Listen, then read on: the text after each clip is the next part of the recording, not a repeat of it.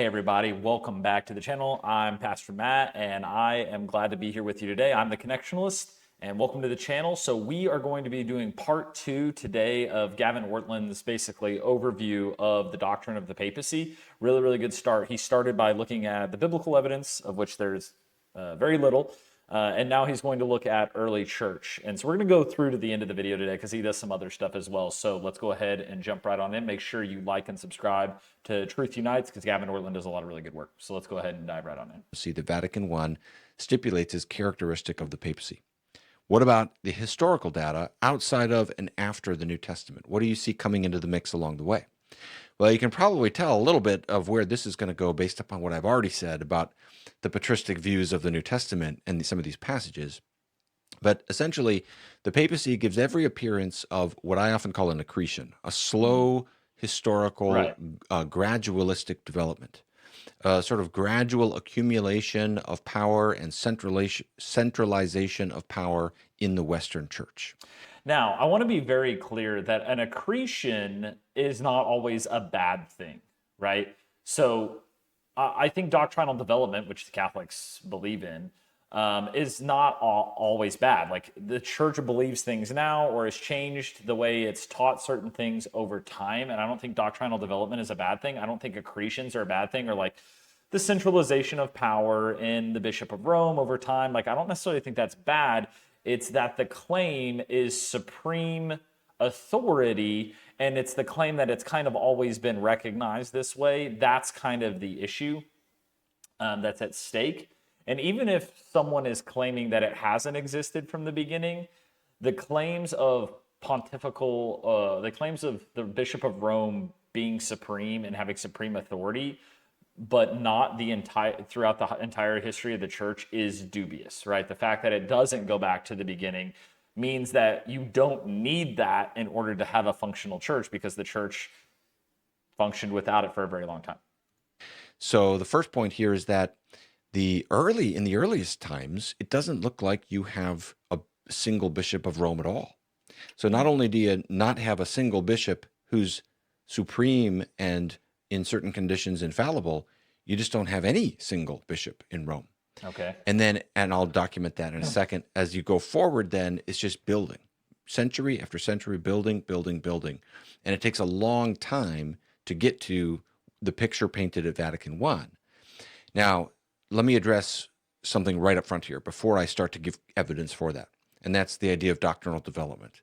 Because what people will often say is you get into Right, I was just talking about doctrinal development, the idea that doctrine can be developed over time, which is a Catholic idea, and I don't think it's a bad idea, but I'm curious to see what he has to say about it. I was just talking about this. and you realize, okay, yeah, what Irenaeus is saying over here, what Ignatius says, the church presides in love, the Church of Rome presides in love, what Cyprian says here, this is kind of different from what you're going to get later.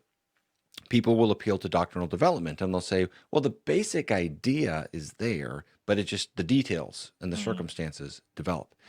Now, one of the problems with this is we're going to say the basic idea is not there. But another one is there are limits to how much development can be reasonably ascribed to this office. Right. So Pastor Aeternus, which is the document of Vatican I defining papal authority and infallibility, stipulates that Scripture's teaching concerning the institution of the papacy has always been understood by the Catholic Church. It also claimed that it was known. Okay, so yeah, to this absolutely manifest teaching of the sacred scriptures, as always, has been understood by the Catholic Church. Now, you have to remember, you can't do doctrinal development now because Vatican I, which is being presided over by the successor of St. Peter, the Council of Vatican I is infallible.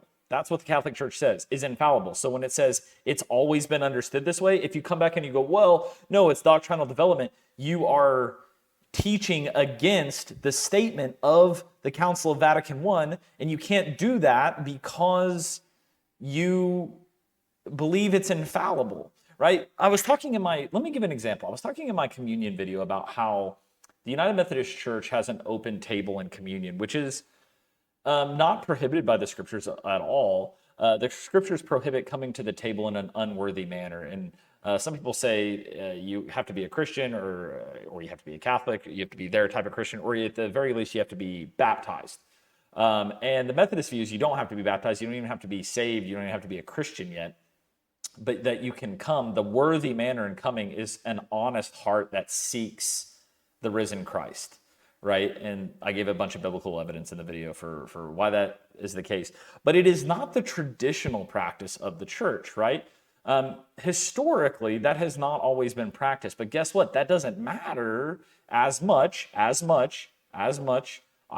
think tradition is highly authoritative. It is right under Scripture in terms of authority. Tradition should be highly authoritative, but it's not infallible, which is what opens doctrinal development for Methodists and Protestants. It opens us for the ability to do something different or new than what has been practiced in the past, because we don't believe the tradition is infallible. We believe it's highly authoritative but not infallible. So we don't get into this web where we're like, oh, doctrinal development, but except our Vatican I, which is infallible, said the Pope has always been understood this way, which is clearly not true, right? We're not in this web of stuff that doesn't make any sense. So, all right.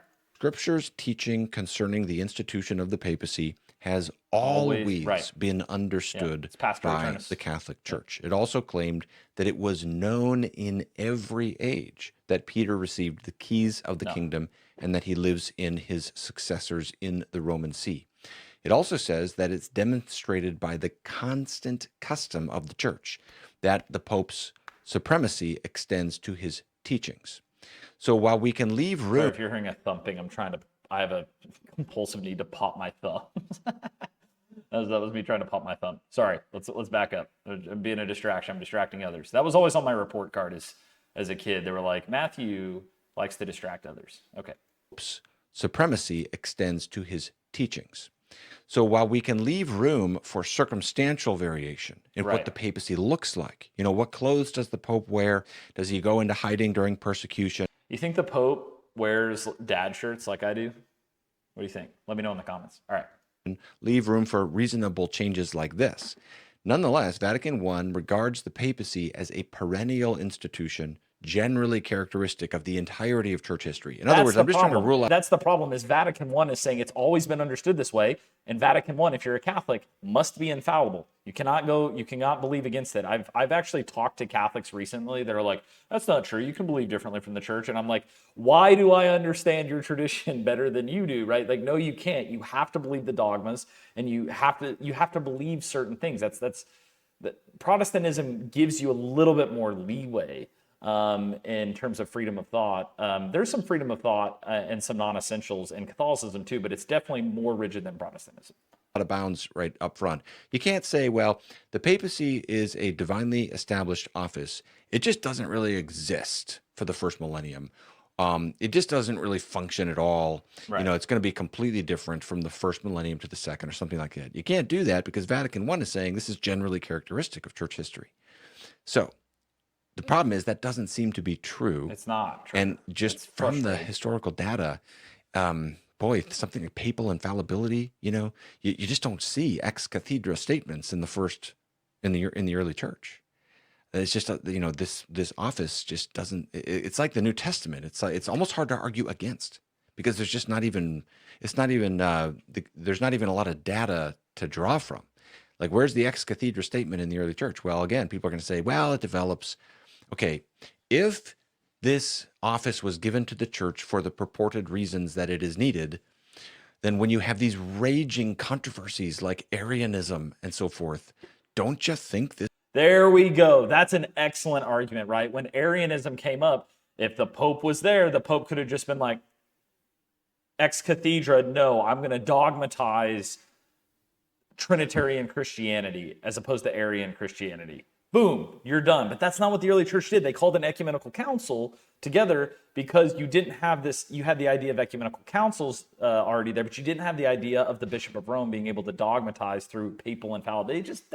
Come on, guys. It just wasn't. It's so frustrating because it just wasn't there. Like, it's okay that you have it now, but why are we saying that it always existed and has this kind of supreme authority and that supreme authority goes back to the beginning? It's just not in the evidence at all. This would kind of come up somewhere. I mean, it sort of strains plausibility that it's just going to sort of go into hiding for the first 700 years of its existence and not be exercised, right? So I'm trying to push against the overworking of doctrinal development in an implausible way. One of the ways you can see the historical development of the papacy and the concerns about something like papal infallibility, but also papal supremacy, I'll cover both of those here, is just by looking at the pushback within the Roman Catholic Church around the time of Vatican I, leading up to Vatican I, and even after. Johann Dollinger, for example, he's a 19th century Catholic theologian. I'll put his full name up on the screen and his dates. He was excommunicated because he rejected papal Whoa. infallibility. And this was very scandalous because prior to Vatican I, he had been a leading Catholic historian, and his basis for opposition to papal infallibility was mainly historical. He said in a letter, "We are still waiting the explanation of how it is that until 1830 years had passed, the church did not formulate into an article of faith a doctrine which the Pope calls the very foundation principle of Catholic faith and doctrine."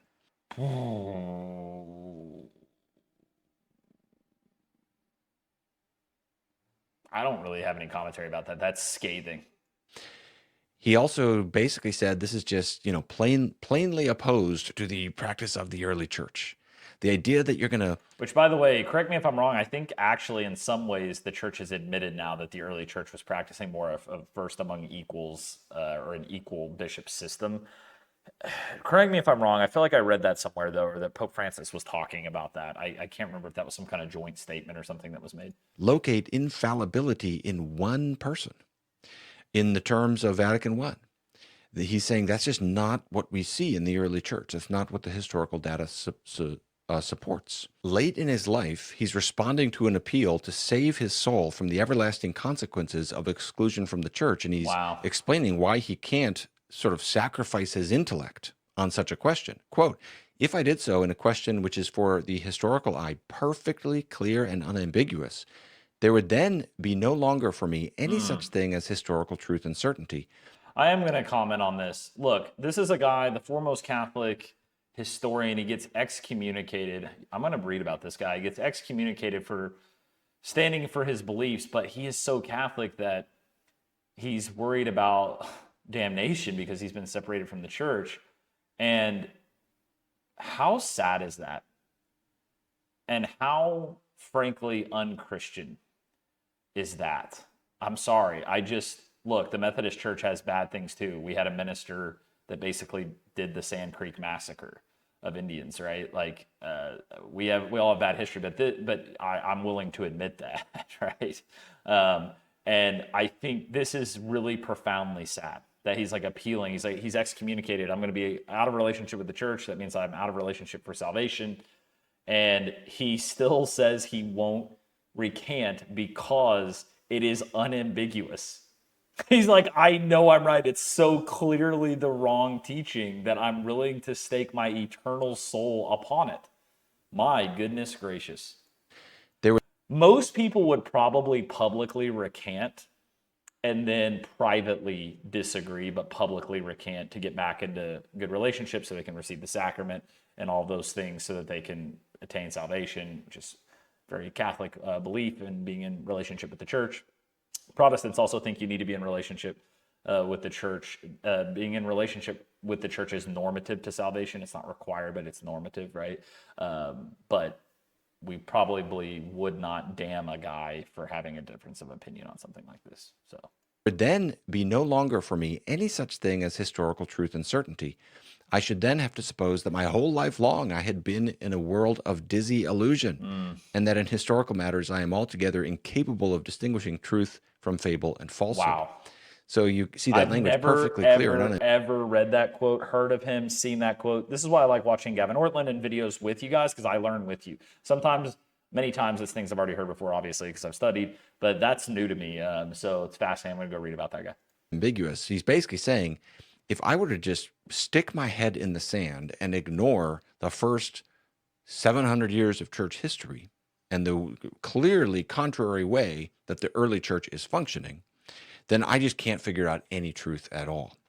He was not the only bishop, or not the only Roman Catholic, excuse me, who had concerns about Vatican I. There were a minority of bishops at the council that opposed pastoral. Now, very, very important to understand as well that like there's a lot of people who are opposed to Vatican II as well, and I'm about to lose my little microphone headset. Let me take it off real quick. You see, other people would edit this. I don't edit it. You get the raw process. Okay. All right. Here's the thing. So there were priests and bishops that were opposed to Vatican II, had deep concerns about Vatican II. I'm talking about a different council now. Vatican I was in the late 1800s. Vatican II was in the 1960s. Because it kind of was a more ecumenical approach. It opened a lot of doors to Protestants and things like that, and to other faiths. And so a lot of people had issues with that. And there was a lot of people who said because the move away from the traditional Latin Mass or the Tridentine Mass to the Norvis Ordo, which is the new way of doing the Mass, the newer way of doing the Mass, that was such an egregious separation that there's a group of Catholics called sedevacantists, which is Latin for the chair is empty, that they think since Vatican II, there has been no true pope, that the chair has been empty, and that the current Roman Catholic Church is apostate. So you're always going to get those movements anytime you have that. But I'm sure there was a lot of people opposed to Vatican I, too, and he's going to talk about that. Mr. Iternus, on historical grounds. And I'll put up this passage from John O'Malley's book where he's summarizing this, and he's talking about their concern of basically taking the present situation and retrojecting it back into the earlier.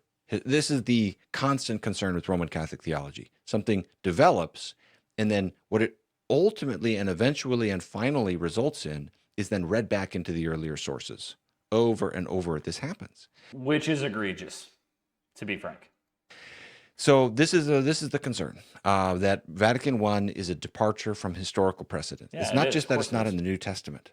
It's not consistent with the New Testament. It's not in the first 7 centuries of the church. Its claims about the New Testament are erroneous. It's not just that. It's also that it's not representative of the early church. Mm-hmm.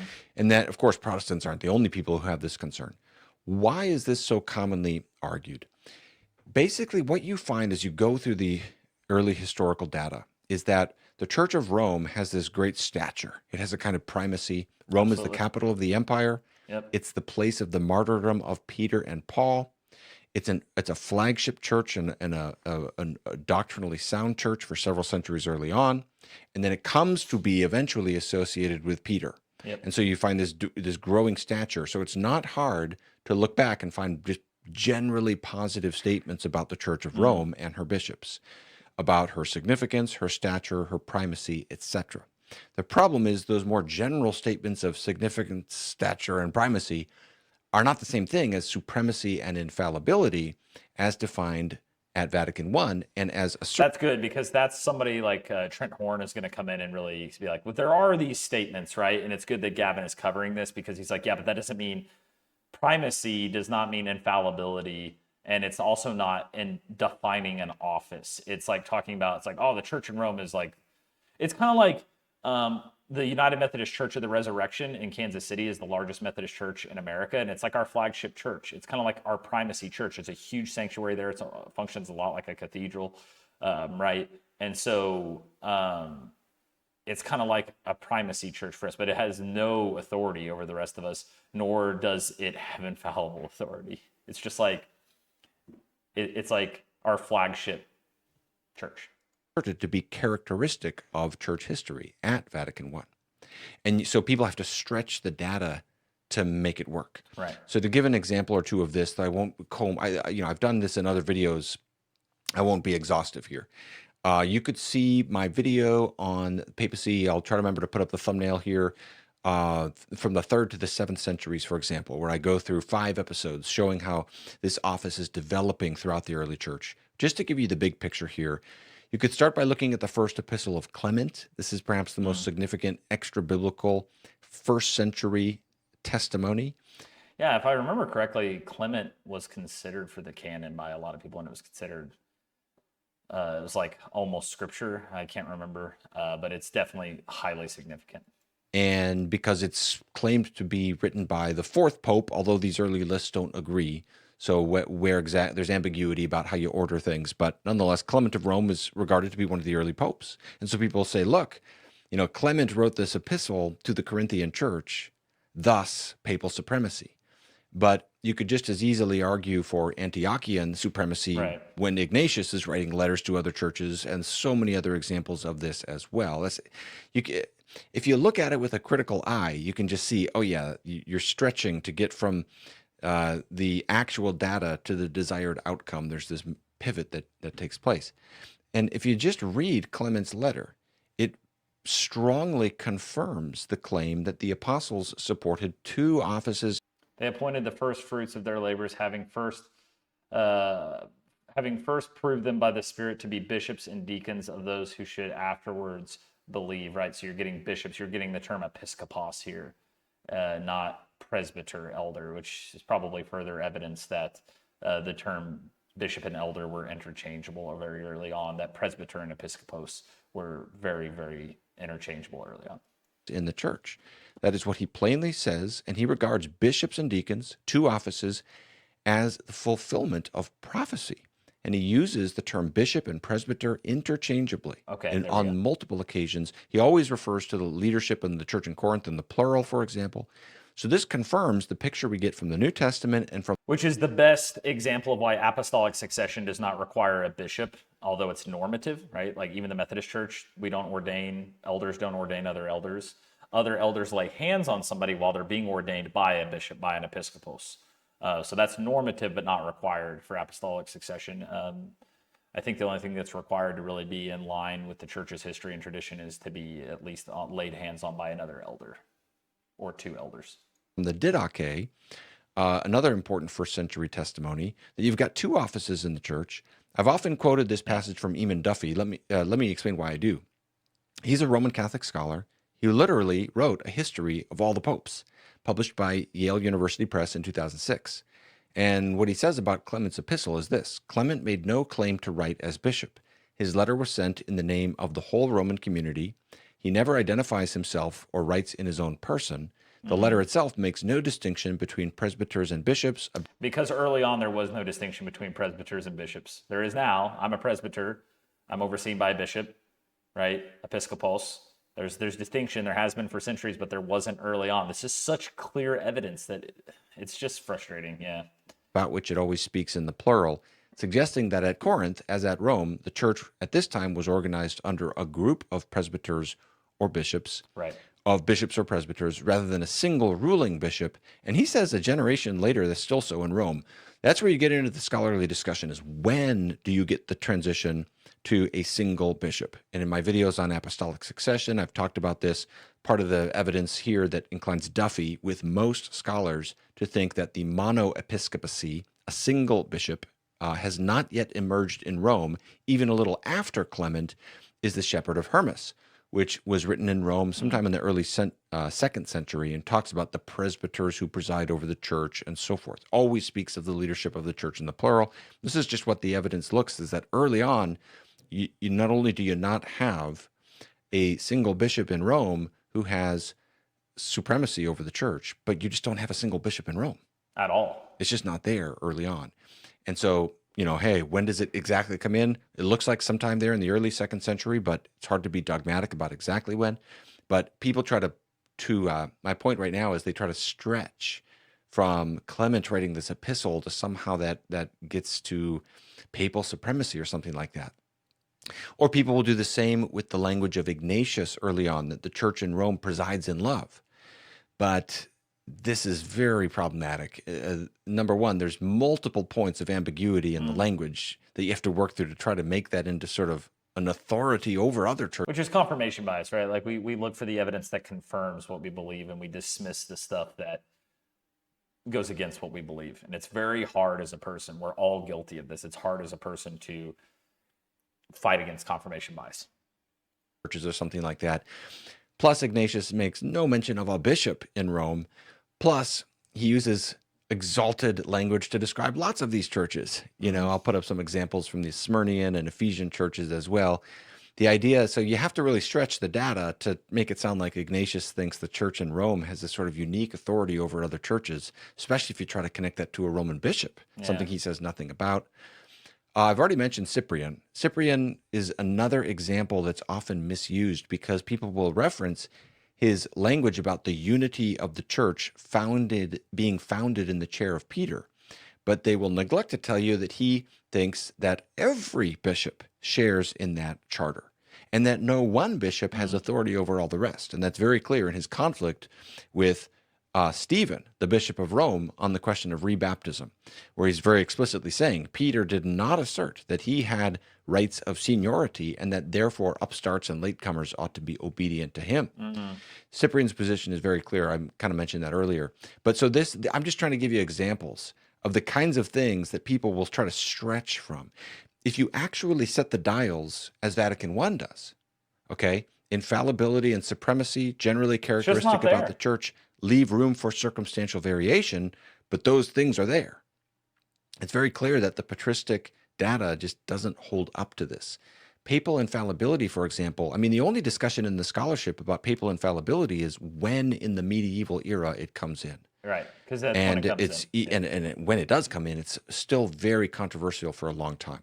The Roman Catholic scholar Brian Tierney had a classic book on this subject that's referenced a lot. His conclusion is no convincing evidence for papal infallibility prior to the 13th century. And he speaks about its invention there. Now, that's a controversial statement that provokes people and people want to push back. So this is debated, when in the medieval era are you explicitly getting the idea of Which the late medieval era, that's unfortunate still. Papal in something. There we go. The late medieval era is when you start to get, I think, some of the worst abuses by the church at the height of its corruption, right? I'm talking like 1300 to 1500, the late Middle Ages, the Renaissance.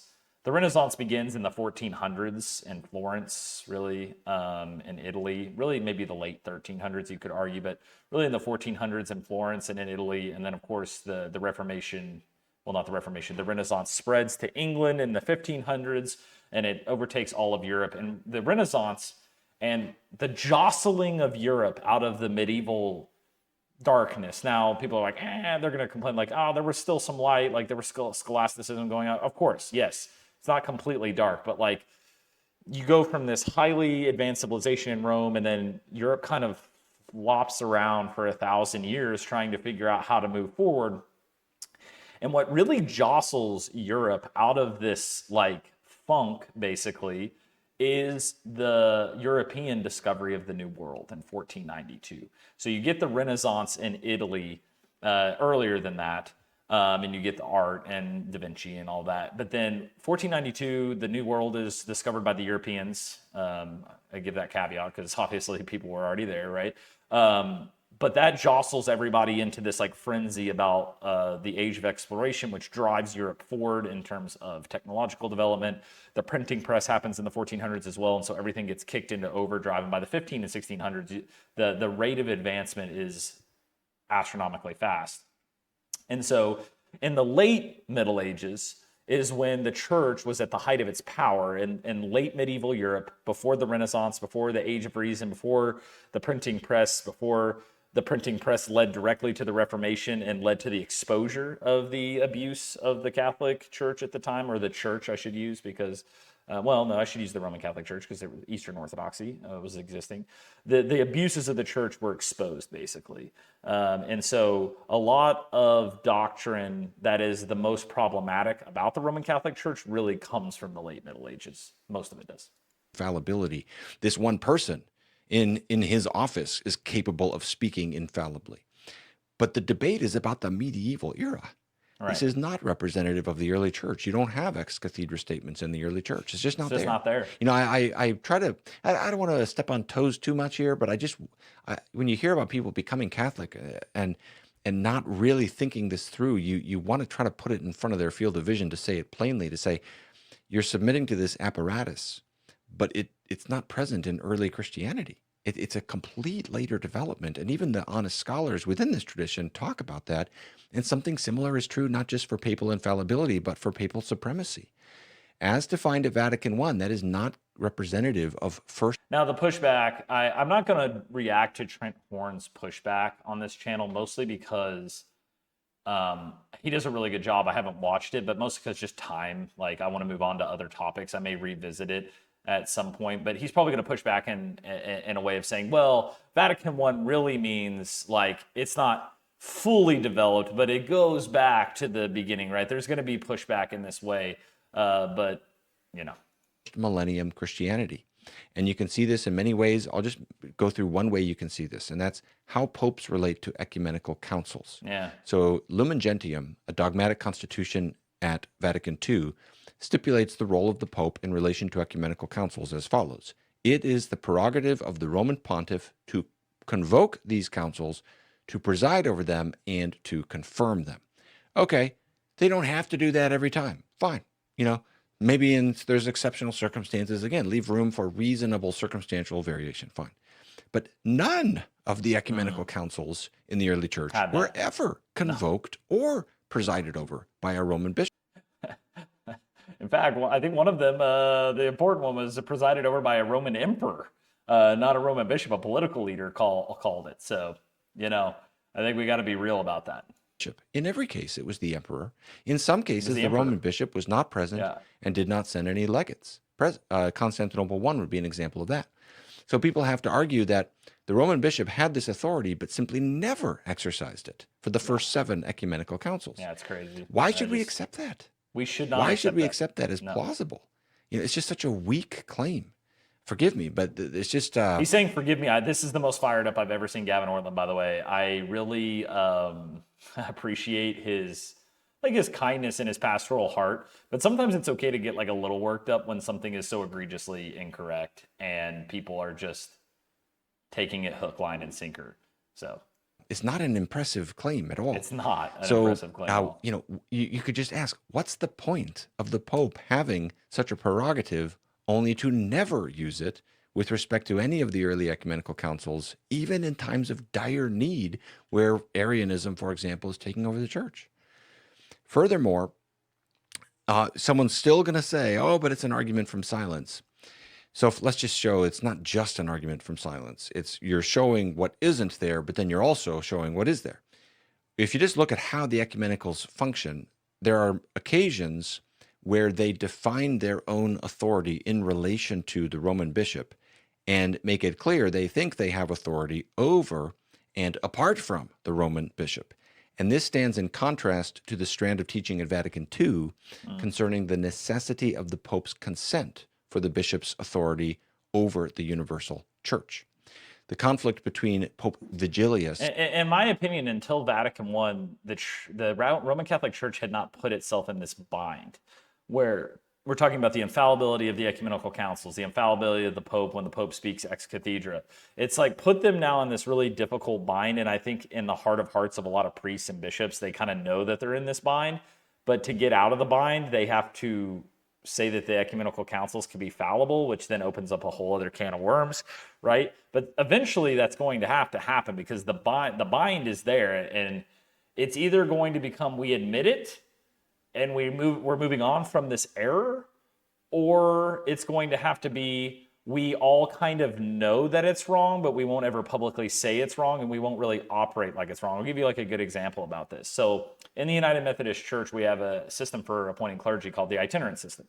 And the itinerant system is under a ton of stress right now because it was kind of built for a time in which the assumption in the itinerant system, which is where you move clergy around. They're moved by a bishop. So the Catholics use the itinerant system, so do Methodists. There are very few churches actually do this. Most use a call system where the local church calls a minister, but our bishop sends them, right? The issue for us, the Catholics don't have this issue because they're celibate, so they don't have families. So it's a lot less complicated to move them around. In our system, it's under a ton of stress right now because the assumption for the itinerant system to work when you allow clergy to be married is a single income household, right? Just the pastor's working and the wife staying at home, right? That was the way it worked, and it made it a lot easier, although not easy, but easier. And now where you have I have minister friends who have wives that are surgeons and stuff, they're not moving, right? And so it puts a ton of stress on this system, and then the system kind of begins to struggle, which I would claim it is. I need to do a video on this, but the system is struggling and needs reform pretty bad, actually, in our tradition. But guess what? We're either willing to admit that it's broken and it's not working, or we're just going to claim that it works and change the de facto way in which it operates to the point where it's not really even the itinerant system anymore. It really functionally becomes a call system, even though we won't call it that, right?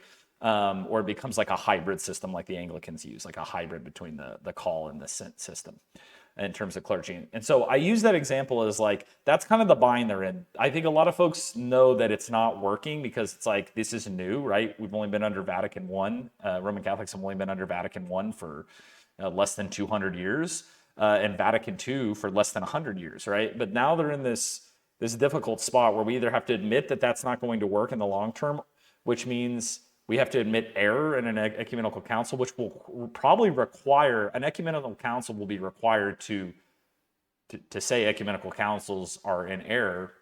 I guess also the Pope could just say they are, right? If the Pope decides to speak ex cathedra against an ecumenical council, bada boom, bada bing. But it's really kind of a bind. It's a logical bind. And so they're either going to admit the error publicly and do it, or they're going to function as if it doesn't matter, and ecumenical council and papal infallibility doesn't matter, which is kind of how the church functions because the Pope really never makes ex cathedra statements.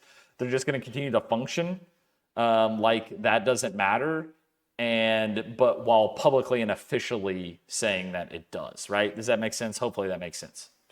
And the bishops gathered at the Second Council of Constantinople in 553, the Fifth Ecumenical Council, illustrates this point. I talk about this in my book. I also have a video on this, just to recount it briefly here.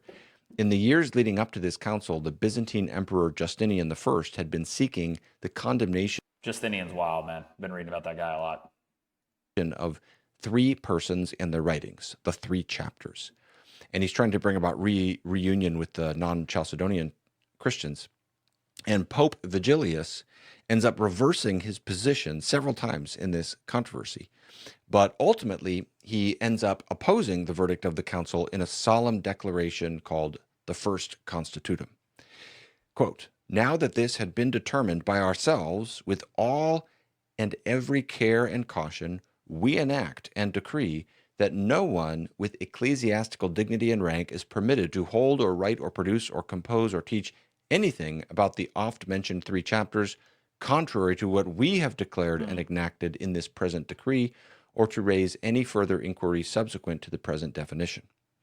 Now, according to Richard Price, who's a great Catholic scholar himself who has translated a lot of these councils, Vigilius, quote, "could not have stated more unambiguously that his decree was final and left no room for discussion. And yet, the bishops at Constantinople too not only persist in their course, but bring Vigilius under discipline, removing his name from the diptychs of the council, which would have been read aloud, and functionally excommunicating him in his person, though not in his office. Having recounted Vigilius's refusal to appear at their council, they declare that since therefore he has acted in this way, we have pronounced that his name is alien to Christians and is not to be read out in the sacred diptychs. So the reasoning here from the bishops is, their authority, if you read through their rationale for this, they're basically saying we have authority greater than him. Here's how one Roman Catholic historian puts it. Constantinople II not only condemned those three chapters, but even excommunicated the Pope. This was a rather unique case of an ecumenical council setting itself clearly against the Pope and yet not suffering the fate of Ephesus II. Instead, over time, it was accepted and even recognized as valid by the Pope. The council got around the papal opposition by referring to Matthew 18:20. No individual, therefore, could forestall the decision of the universal church. Matthew 18:20 is the two or three are better than one. Well, that's another passage in Ecclesiastes they referenced. So they did like twisting around, right? This is the issue, is that, okay, the ecumenical council decided, hey, the Pope, okay, while important, the Bishop of Rome, while important, is not higher in authority than an entire ecumenical council full of bishops. I would absolutely say that's true. My authority is not greater than the authority of my annual conference, which is made up of 800 delegates, but half lay, half clergy. I'm one of those delegates. But my authority is not higher than theirs, nor is it higher than my bishop. And by the way, my bishop's authority on most matters is not higher than that annual conference, because the body politic together always holds more authority, because the chances of you discerning the Holy Spirit in community are always way higher than your chances of discerning the Holy Spirit in isolation, right? And so our bishops can be held accountable by our annual conference body. That's essentially what happens here, is that the Pope gets excommunicated. And then it's like, well, we got to dance around it now because the Pope, I guess, is made a kind of ex cathedra statement, but they don't accept it and they excommunicate him, which is a real problem for the claim of papal infallibility. It's talking about where 2 or 3 are gathered in my name. Point is, conciliar authority trumps papal authority. That's their explicit argumentation, to which Vigilius eventually yields, reversing his policy yet again in the second Constitutum, which solemnly condemns the 3 chapters. Price's comment is, quote, "It is unusual to have a debate in which 2 of the lengthiest contributions arguing for diametrically opposed positions are written by the same person. It is stranger still when both contributions claim to give the final and definitive ruling, closing the debate for all time." So you can say about this episode, papal infallibility can be salvaged by saying that Vigilius was under duress during this time, because he was. He was under major duress. But it's very difficult to see how you can affirm papal supremacy when the early church is functioning like this.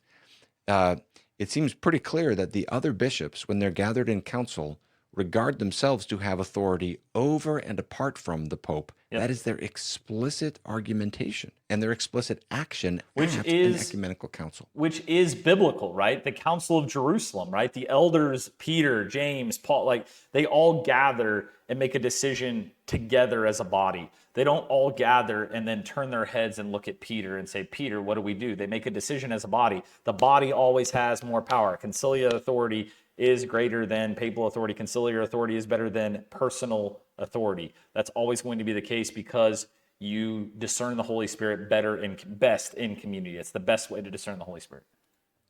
So I'm zooming in on that particular, trying to get granular on that particular episode to give you a window into the larger picture on why someone like Dollinger and many others are going to look at the historical evidence and say Vatican I is not consistent with the early church.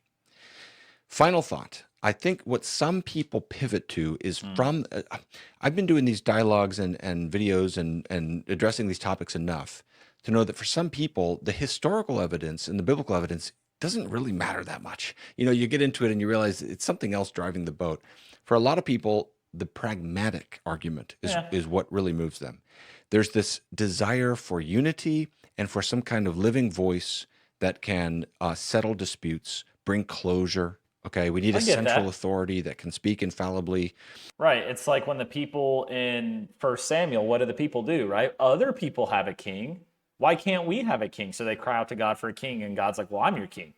And they're like, well, no, we want a king. And so he's like, all right, he gives them a king, right? So people want and desire some kind of unity and figurehead and voice. I get that's a natural human thing. So that we have a decisive mechanism for resolving differences and so on and so forth. And I understand that appeal. Yeah. I totally get that. I think many hearts desire that. But here's the problem to finish with. If this office is not of divine character, but is rather, as we've argued, a slow human accretion that lacks divine authority, it's not from God, then ultimately this will become a great barrier to unity, to true unity. And that is how the rest of Christendom outside of Roman Catholicism looks at the papacy is, you know, it's basically a demand for unity on its own terms, which we can't yield to. Here's a metaphor. Suppose that there are several brothers who are quarreling and they're divided. Like, for instance, that we can't yield to. You said Protestants are in protest of the Bishop of Rome. I recognize the authority of the Bishop of Rome. I just don't recognize the Bishop of Rome's supreme authority over the church, which means I'm a Protestant, right? I recognize the Bishop of Rome's historic authority, right? Like if I met the Pope, I'm not like, you suck, you don't know anything about Christianity, I don't care about your authority. Like I'm probably calling him like Your Holiness, which is like his title, right? And how people refer to them. I'm probably highly respectful of him. I'm probably quite glad to be in his presence, right? I just saw the Pope actually from like 20 feet away. I'm going to be doing a video about that. It was really cool. It was really, really cool. But he doesn't have supreme authority over me. He has authority, not over me directly, because I'm not in his institution, but he does have like spiritual and moral authority. I'm not going to like argue with that, but supreme authority is a totally different claim. And that's why Protestants are Protestants. We're saying, no. We do the Catholic Church thing in terms of like the one holy and apostolic church in protest of this medieval accretion that became the papacy and the papal office. We are in protest of what is the abuses that came from that, and we're in protest of its authority, its supreme authority, not in protest that it has some authority, but in protest of its supreme authority. That's what it means to be a Protestant, essentially, is that we're doing what the historic church did, baptizing, doing the sacraments, preaching the word, holding church government, ordaining people to be clergy, performing, like I said, the sacraments, doing rites of the church, praying for people as they die, doing marriages, confirming people, ordaining people. We're doing all those things, but we don't agree. We're in protest of the supreme authority of the Bishop of Rome, which I think is a completely reasonable position. They're trying to figure out, how do we have unity? How do we get back together? And the oldest of those brothers says, in order to have unity, you have to meet at my house on my terms. Now, for him, that's how unity is going to be achieved. But because of the breach of trust, several of the other brothers are unwilling to meet at his house on his terms, and they request a neutral location. Whereas the older brother is thinking, this is how we're going to get unity. His very insistence on unity on his terms is itself the barrier. Yes. And that is how the rest of you can tell. I'm going to back up here. Is it? And you can see like the conviction in Gavin's voice. It's hard for him to say this because it's a hard thing to say, but he's absolutely right, and he feels like he needs to say it. Listen closely. His very insistence on unity on his terms is itself the barrier. Yeah. And that is how the rest of Christendom feels about the papacy. Yep. It's an assertion of unity on my terms. It's an assertion of basically bow the knee to this system, and then to this system. And dude, if the Roman Catholic Church was like, hey, United Methodists, Presbyterians, Lutherans, let's all come back together. You don't have, the Pope is not in the supreme authority. You don't have to. And the Pope is just going to be a first among equals in terms of bishops. I think a lot of mainline churches would probably consider being in full communion with the Roman Catholic Church again. Why wouldn't we be? We're stronger together. It would take a minute, right? Because there's dogmas and there's other things. It would take like a few decades probably to do this. But I don't think people would immediately be like, no, we're not doing that, because we desire unity in the church, but it's unity on Rome's terms, which is not unity at all. It's a false unity. We have unity, but this system doesn't have good evidence for being divine. Right. And that is why, what can we do but protest? It's like the guy in your neighborhood saying, I'm the king of the neighborhood and you owe me money. It's like, what can you do? You got to live in your house and you can't pay him, so you just have to. You just say, no, I'm not paying you. I don't care. I can still live in my house. And that's essentially what Protestants are saying, is like, no, we're not going to do this. That's not how the early church functioned. We're going to function in our government more like the early church does. And we're going to continue to conduct the church. We're not going to have all these dogmas. We have doctrines, but not dogmas, right? And we're going to do things a little bit differently, hoping that one day you include us like we include you.